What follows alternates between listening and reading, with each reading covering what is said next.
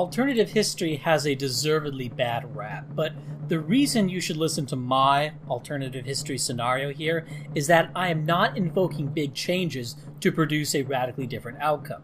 So the change in behavior that Hitler could have done to win the war is simply to have been more ruthless with near allies, in particular Turkey. I'm not invoking some general changes in any other characteristic of the Nazi regime. I'm not invoking some change in equipment or tactics or anything like that.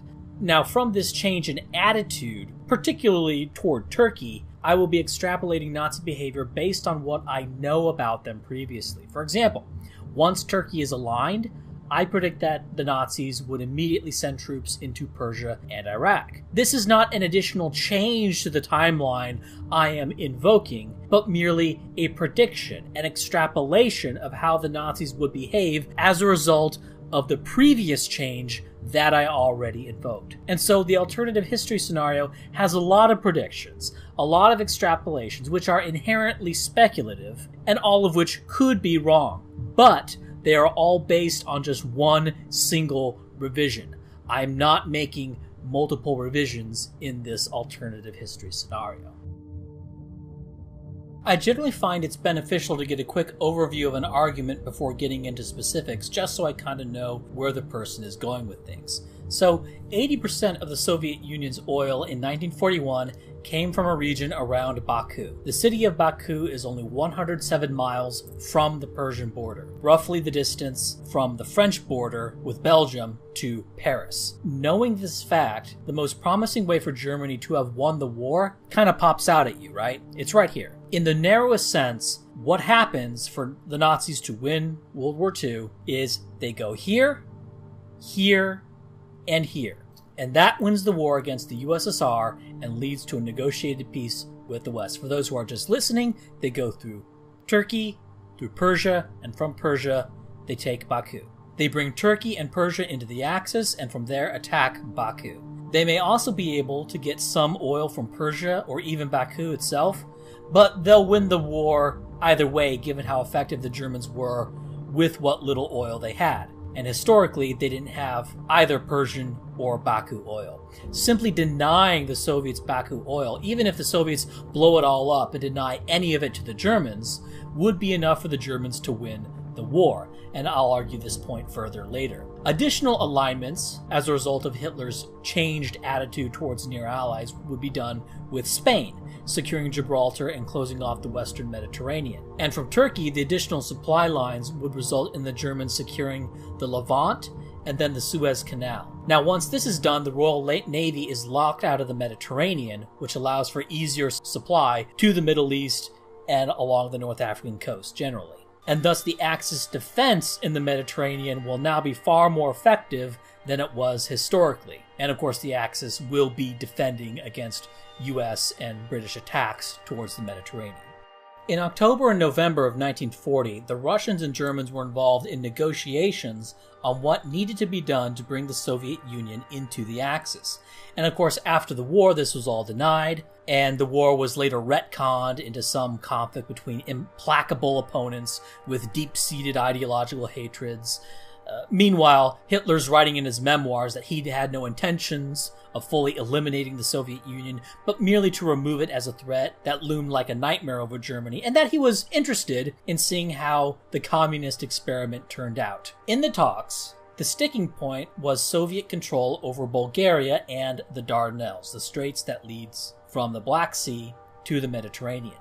The Soviets wanted that strait, and would declare war on the United Kingdom and join the Axis if Bulgaria and the Dardanelles were signed over to the Soviet Union by the Germans. Of course, historically, we know that Hitler said no. One of the leading diplomats in these discussions was Friedrich Werner von der Schulenburg. Schulenburg was a strong advocate of an alliance with the USSR and an advocate of giving the USSR Bulgaria and the Dardanelles in order to secure such an alliance. Following the German invasion of Yugoslavia and Greece that ended in June 1941, and Bulgaria joining the Axis as a result, Turkey was now in a radically different position than they were just 2 months ago. Turkey's commitment to neutrality was done in the mid-1930s, at a time when Nazi Germany was not military capable of much at all, and was far away from Turkey anyway. This was no longer the case by June of 1941, after the British had been defeated in Greece, and Greece was under the control of the European Axis. Historically, the United Kingdom offered Turkey some provinces in northern Syria for joining the UK and the UK's allies. The Soviet Union offered nothing. What Hitler offered, I am not exactly certain of, but here's a passage from a Wikipedia article on the German-Turkish Treaty of Friendship. It says, quote, "In the meantime, on 1 April 1941, Rashid Ali al-Gailani launched a military coup d'etat that overthrew the pro-British regime in Iraq. The 4 generals leading the revolt were working closely with German intelligence and accepted military aid from Germany. Hitler asked Turkey for permission to pass through Turkish territory to give Iraq military assistance. In exchange, the Turkish government demanded border concessions from Iraq. As the negotiations were taking place, British forces attacked Iraq. Between 18th of April and the 3rd of June, Britain restored the regime of Amir Abul-Ilah, regent of 4-year-old King Faisal II. The issue between Turkey and Germany was resolved with this development, and the German-Turkish Treaty of Friendship was signed on 18th of June, 1941. So it appears that Turkey was more willing to enter the war in some fashion than one might think from what happened to play out. And this is where the changes in Hitler's attitude comes in, and I start the alternative history scenario. Instead of quibbling about provinces in northern Iraq, Hitler throws a huge carrot and stick at Turkey. He gets serious about this. First, the stick. He shows the Turks a draft made up by Schulenburg to hand over Bulgaria and the Dardanelles to the Soviet Union, because Schulenburg is a big fan of an alliance with the Soviet Union. Hitler explains to Inarnu, the current PM of Turkey, that he must find a way to settle accounts with the Soviet Union somehow. Which is to say, Hitler explains to Inarnu that he needs either an alliance or war with the Soviet Union. Alliance or war. And that he will not go to war without the ability to transport troops through Turkey, because in order to defeat the Soviet Union, he must be able to launch an attack on Baku. And so if he cannot send troops through Turkey, his options would be limited to an alliance with the USSR, but in order to have an alliance, he must hand over Bulgaria and the Dardanelles to the USSR. And so Turkey, Hitler would say, you are in this war one way or another right now. It can either take the form of fighting against the Soviet Union alone, or in the form of joining the European Axis with a German ally. So that is the stick. Now the carrot. The benefits of aligning with Germany. Well, first off, Germany has a bunch of territory in Greece that they got from the war in Yugoslavia and Greece. By joining the Axis, Hitler offers all of that territory to Turkey. That's just the upfront signing bonus. That's a lot of land, but Hitler is serious about winning this war against the Soviet Union, and some islands and carve-outs in Greece are not strategically that important in the long run for the Reich. And from there, with German troop transport through Turkey, Hitler then offers to the Turks the restoration of the Ottoman lands, plus whatever Turkey wants in Iraq. Ideally, as Germany, you want to keep Iraq alive, as sort of a living, breathing ally, as opposed to just occupied territory.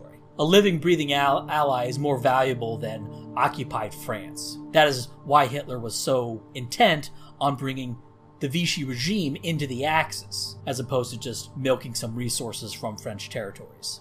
However, if Turkey wants the whole of Iraq to be part of this new Ottoman Empire, well then sign that to Turkey, and they will get Iraq if the Germans should take it. Because getting Turkey is so critical that you need to be willing to hand over to them just about whatever they want in the region. Which is to say, as Germany, you have to go big or go home. Bribe them with more territory than they had in 1917 and threaten them with a Soviet invasion. You have to offer them something that is commensurate to the risk that is being thrown at them. Historically, Hitler signed a treaty that just said, we will defend Turkey's territorial integrity, with no real demands from Turkey. This appears to be a great blunder on Hitler's part. There was no way Turkey would align with the Soviet Union, on the other hand, and there are several reasons for this. First, the Soviets wanted the Straits. Second, the Soviets could not bribe the Turks with territory, whereas the Germans could offer them land in Greece and guarantee land in the Middle East if it was taken from the UK. The Soviets were not realistically going to go through the Middle East and then hand over conquered territory to Turkey, and of course the Soviets were not going to give the Turks any territory in the Caucasus. In addition, the Turks had supported Trotskyite cells in the Soviet Union. This of course never really amounted to anything. The Trotskyites may have published a few leaflets. I don't know, maybe they even blew up a few bridges, but it never really mattered in the grand scheme of things. But Stalin was deeply paranoid about Trotskyite plots, and this made him paranoid about Turkey. Stalin was also Georgian, who historically had bad relations with the Turks. And in 1940, before the fall of France, the UK made a secret agreement that if the Soviet Union joined the Axis, that British could use Turkish air bases to bomb Baku. Of course, in hindsight, this sounds ridiculous given how the war actually played out, but it was just another thing that made Stalin suspicious of the Turks. And lastly, Turkey was a deeply religious state following an Abrahamic religion, while the Soviet Union wasn't just secular, but hostile to religion and persecuted the dominant Abrahamic religion in Russia itself. Historically, the British and the Soviet Union launched a joint invasion of Persia on August 25, 1941, but this was a result of a deal that was made after the USSR was invaded by Germany, 2 months prior. Prior to the German invasion, the UK and the USSR couldn't come to any agreement on how to carve up Persia. This was because Persia was known to be sympathetic to the Nazi regime, as Persia was hostile to both the Soviet Union and the British Empire, and could join the Axis at any opportune time, and had significant trade relations and investments by Nazi Germany. In this alternative scenario with Turkey joining the Axis, the time becomes very opportune for Persia to join. And my prediction is that the Germans would in fact rapidly send troops through Turkey into Persia immediately. In 1941, about 48% of Persia's imports came from Germany, and roughly 42% of Persia's exports went to Germany. German firms were involved in rail and industrial projects from 1935 all the way up to the Anglo-Soviet invasion, which is to say Germany was heavily invested in Persia. The Shah was, on a personal level, a fan of Hitler, as the Nazis were generally popular in Persia along with the Islamic world in general. Plus, the nature of the Nazi regime is to preempt these sorts of things. When the Germans heard of the British R4 plan to invade Norway, before the British could even assemble, the Germans invaded Denmark and then began invading Norway before the British arrived. And upon news of the British arrival in Greece, the Germans invaded Yugoslavia 1 month later, and then Greece. All of these factors lead me to believe that the Germans would rapidly send in troops into Persia. Seeing what the British did in Iraq in response to a pro-Nazi coup, the Shah would immediately accept German troops, given the possibility that a British invasion of Persia, or even a Soviet invasion of Persia, could be imminent. A popular slogan in Syria at the time was, "No more Monsieur, no more Mister, God in heaven, on earth Hitler." So Turkey secretly joins the Axis around June 10th, 1941. German troops start moving through Turkey by June 15th. By June 18th, roughly, the British learn what's going on, and once this is known, Persia lobbies for German troops. German troops then arrive towards the end of June in Persia, before either the Soviets or the British can organize any kind of invasion of Persia. It is not until September of 1941 that Turkey and Persia have enough of a German military presence to be considered secured, as much as that could really be secured. Now, the fork in the road is this. In September of 1941, does Hitler invade the Soviet Union this late into 41? Or does he secure the Mediterranean first and invade the Soviet Union in around May of 1942? I believe Hitler would wait. I believe he would delay the invasion of the Soviet Union for another 8 months. If you had presented me this scenario, where Hitler has to choose between invading in September of 1941 or waiting until May of 1942, I would have said Hitler would invade the USSR in September of 1941. But after having read about the Stockholm peace talks between the Nazis and the Soviets that went between October 1941 and August 1943, historically, and the talks to bring the USSR into the Axis in October and November of 1940, and Hitler's statements on being interested in how the Soviet Union progresses once it was neutralized as a threat to Germany, I now think Germany was not as much of a deranged anti-Soviet fanatic as he presented himself to be during his political campaigns, and that he would in fact take the more strategically sensible strategy of waiting until May 1942 to invade the Soviet Union. He would secure the Mediterranean, taking the Suez, and now the Mediterranean is an Axis lake, which makes supply everywhere much easier, and thus will make it far more difficult for the United States or United Kingdom to dig the Axis out of the region in the next 2 years. Before moving on to the invasion of the USSR, there's Spain. Spain is important as a potential ally because it is, in all probability, only through Spain that Gibraltar can be taken. And with Gibraltar taken, the British cannot move ships through there, and in conjunction with taking the Suez and aligning Turkey, the Axis will control all points of entry into the Mediterranean. Historically, Franco did not join the Axis, and this is because Hitler didn't offer much of a carrot or threaten Franco with any kind of stick. Historically, Franco wanted French Morocco. Would this have been enough to bring Franco into the Axis? I'm not sure. But it doesn't matter because Hitler didn't sign over French Morocco to Spain because he believed that he could bring Vichy France into the Axis. And so he didn't want to give away any more Vichy French territory than he had to in the delusional hope that he could bring France into the Axis. But a harsher attitude towards allies and near allies would cause Hitler to lose patience with Vichy France, and he would just start signing over their territory to Spain in exchange for an alliance. So Hitler offers Morocco, or even Algeria, if that's what Franco requires, along with the industrial supports that Hitler was historically willing to give in exchange for an alliance. So that is the carrot. What is the stick? The stick is done like this. You sit in a room, somewhere on the border between France and Spain, and you're talking to Franco, and you tell him that Goebbels has already announced an alliance between Nazi Germany and Spain, and that as far as the people of Nazi-occupied Europe, and most importantly of Germany itself are concerned, Spain has been in the Axis for about 30 minutes, and this is being broadcast worldwide. It is worldwide news that Spain is in the Axis right now. In addition, 2 motorized and 2 mountain divisions are heading toward the Spanish border, with orders to cross and head down through Spain to Gibraltar. They are told that the Spanish at the border will let them through. Franco can either not sign and not announce any kind of alliance and have his men open fire on the German troops and start a war with Germany, or he can sign the contract, join the Axis, and have Morocco and Algeria handed over to him, along with all of the previously promised industrial supports. Now, we know that putting Franco in this situation would have made for some bad blood. Okay, fair enough, but that's something that can be dealt with after the war when the regime is still alive. Chronologically, Spain would be aligned in the scenario. Spain would be aligned and Gibraltar would be taken from August to September of 1940, 7 months before even the invasion of Yugoslavia, which occurred in April 1941.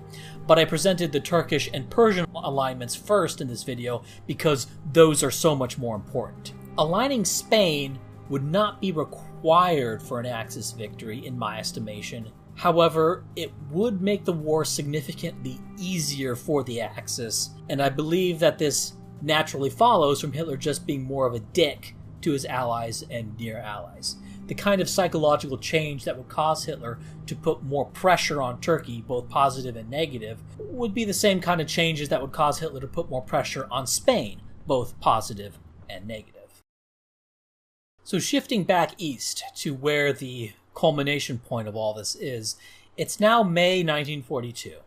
The Germans are poised to invade along their historical European border with the Soviet Union, but more importantly, to invade along the Caucasus border. Hitler is, of course, at war with the United States at this point, because having Hitler not declare war on the United States, that would be another change to the timeline. That's not an extrapolation of the original change in psychology. There's nothing in being tougher with near allies that would cause Hitler to not declare war on the United States. And so I want to limit myself to a single revision, and so Hitler is stuck in a war with the United States, because that's what happened. But now the scene is set for the final act, Baku. The effectiveness of the Soviet armed forces are going to be greater than they were historically in 1941, but they will not be as effective as they were historically in May of 1942. So this alternative time, when the Germans are invading in May of 1942, the Soviets will be better prepared than they were historically in 1941, but not as well prepared as they were historically in 1942. The Soviets historically did win battles in 1941 and 1942, but these were after the Germans had penetrated and overstretched, and they occurred during winter. Around Baku, they don't have the same kind of winters as exist up north, and it's only 107 miles. Again, the same distance as the border between Belgium and Paris. It's a walk around the block compared to the kinds of distances the armies were moving around the Ukraine and Belarus. And so to hold Baku, the Soviets would have to hold the Germans at the initial point of the invasion, which historically, both in the 1941 summer offensive and the 1942 summer offensive, the Soviets historically were not able to contain the Germans at the point of attack. And so it stands to reason that they would not be able to contain them at the point of attack down in the Caucasus. Now, a strange comment I found repeated was that Turkey lacked the logistical support for a large army. In World War I, the Turks fielded a 300,000-man army in the region facing Russia. Moreover, in this scenario, with the Mediterranean sealed off and the Turkish Straits open to the Axis, because Turkey is now a member of the Axis, the Italian Navy can control the Black Sea, allowing for supply up to Trabzon, and so you only have to start using trucks and the crappy Turkish roads over land once you are already most of the way to the front lines, once you have gone through the length of Turkey. The Soviets, however, cannot supply by sea because the Italians control the Black Sea, because the Italian fleet is so much better than the Soviet Black Sea fleet. And so the Soviets must send resources from their main industrial and heartland of Russia around the Volga. They must send that over a greater distance down through the Caucasus than the Germans have to. Yes, the Axis have ultimately greater distance to supply troops, but most of that is being done over sea. They're not having to supply over land, which is much more costly. Once Baku is knocked out, the Soviet Union has lost 80% of their oil, and from there it's just a series of domino effects. So, after losing Baku, what is the oil situation for the USSR? Well, here's a little map of Lend-Lease to the USSR. In total, from October 1st, 1941 to September 20, 1945, the Soviet Union got 17.5 million tons of stuff from the Western powers, mostly from the US.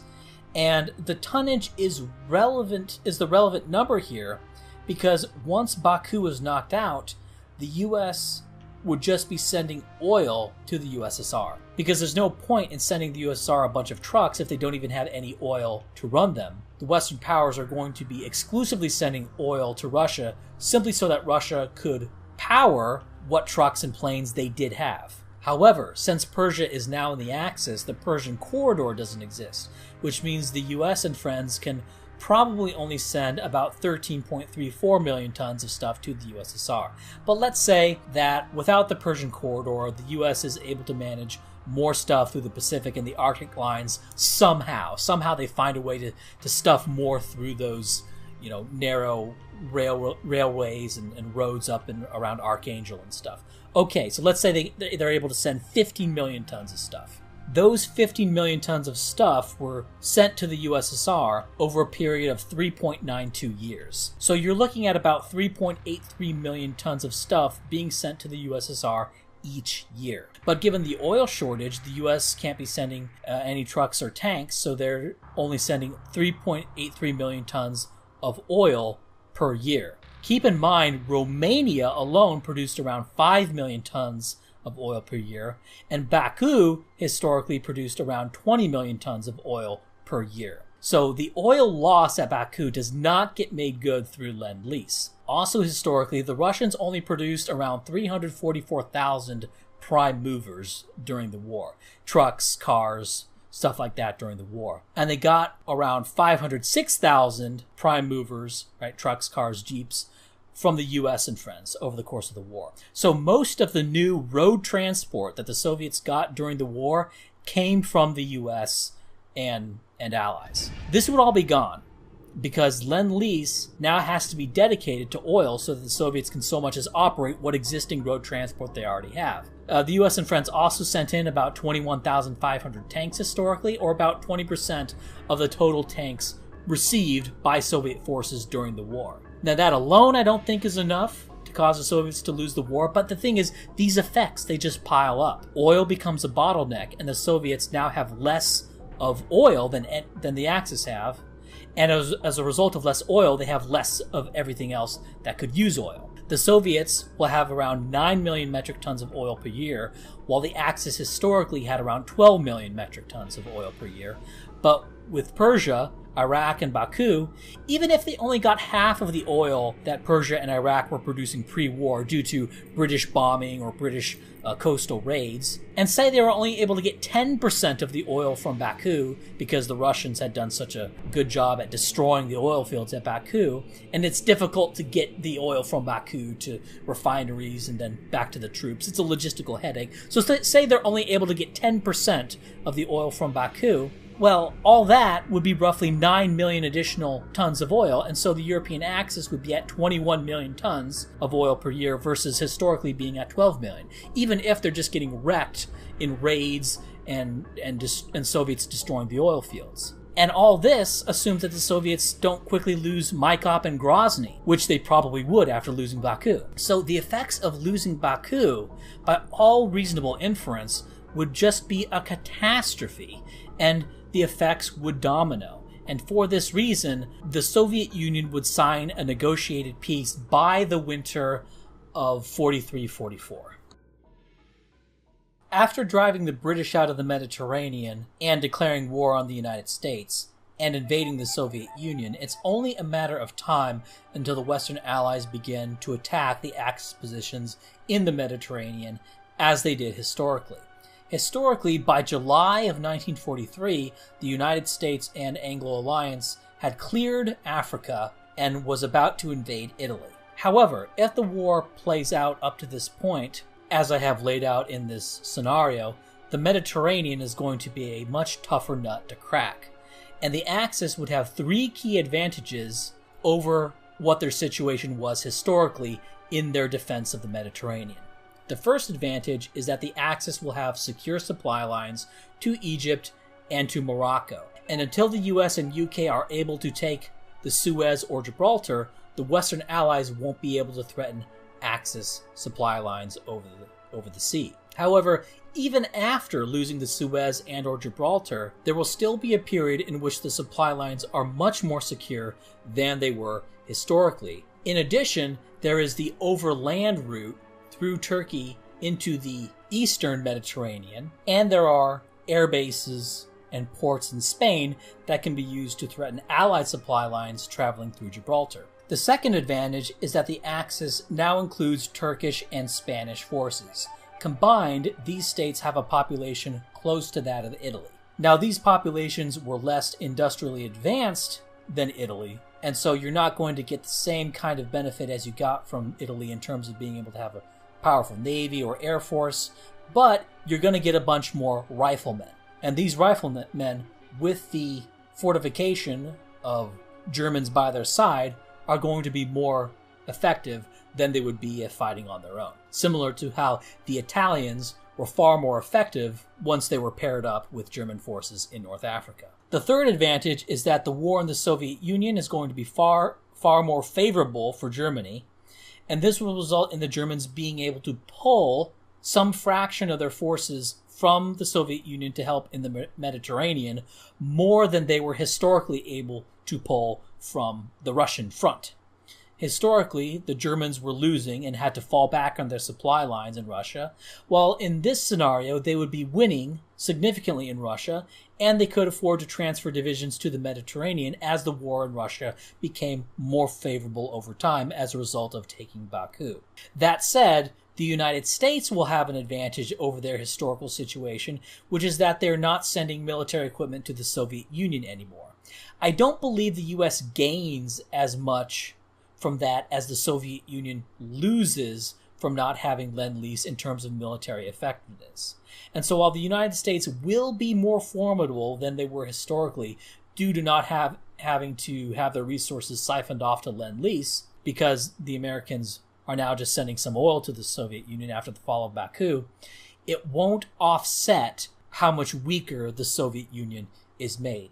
Because as Americans, they can produce a lot more jeeps and tanks and planes, but they can't supply that much more troops through Morocco and through the Atlas Mountains. The American forces are going to be constrained by the supply bottlenecks in North Africa and by the bottlenecks of just simply training men to use all this equipment. For these reasons, in the scenario I've described, I kind of guesstimate that the US and UK would be closing in on Tunisia by around March of 1944, around 9 months later than they were historically able to invade Italy. At which point, the war with the Soviet Union would be just about ending or have ended several months ago, and the Germans could then pull their full military capabilities into defending Italy and launching offensives in the Middle East and the Eastern Mediterranean. The United States planners didn't know they were going to get the bomb on July 16th, 1945. If they knew this, they would just keep fighting until they had the bomb, make more bombs, and then decide to engage in a mixture of nuclear war and nuclear blackmail against Nazi Germany. How that would play out, I haven't a clue. But since they don't know if the Manhattan Project will even be a success, Churchill, again, this is my estimation, will be open to negotiations following the defeat of the Soviet Union. If the Western Allies start advancing toward Tunisia with preparations to invade Italy, and then suddenly the Soviet Union pieces out, followed by suddenly a bunch of German forces storming down through the Golan Heights, and the war appears to have no end in sight. With control of Baku and the Caucasus now, the European Axis oil production will likely double within a year. And now the Germans not only have more total resources to fight with, all of those resources can now be directed against the United Kingdom and the United States. For this reason, I believe Churchill will now want to sign a negotiated peace. The conditions of this peace term would be complicated, but the big picture is that Western Europe would be vacated. Hitler was willing to give all of that up. A Polish state with British troop access and British security to make sure the Germans aren't screwing around with this Polish state would be created, and Germany would throw Turkey, Spain, and Italy under the bus by signing away all former French and British colonies. This Ottoman Empire would be short-lived, Spanish Africa would be short-lived, and international observers are placed in German-occupied territories to ensure human rights violations don't occur. At least I believe Hitler would agree to that in order to end the war.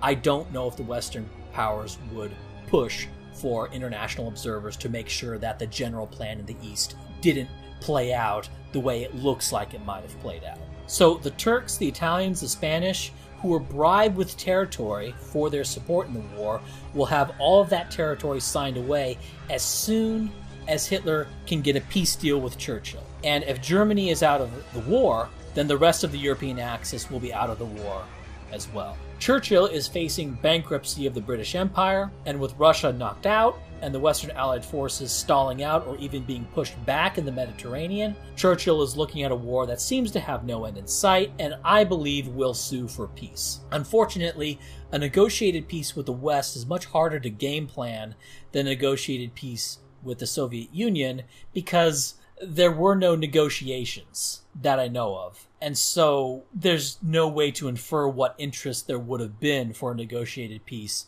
on the part of the Western Allies, because they never displayed any. With the USSR, there's the Stockholm peace talks, and there was even a peace overture before then, And so we can infer from there that both sides were seeking some form of negotiated peace, they just couldn't come to terms. With the Western powers, there wasn't even an attempt. So maybe I mistitled this video. Maybe I should have entitled this, How Germany Could Defeat the Soviet Union. I believe that if the Germans started making effective counterattacks in the Eastern Mediterranean in 1944 after the defeat of the Soviet Union, Churchill would try to sue for peace, and especially given how generous Hitler's terms were, would agree. And once Churchill is out of the war, the United States is going to be out of the war. Now, there's no real evidence for what I'm saying here regarding a negotiated peace with the West other than an appeal to Churchill's interests. If wrong, then the Western powers will fight on until the US develops the atomic bomb, and from that point, my crystal ball goes dark.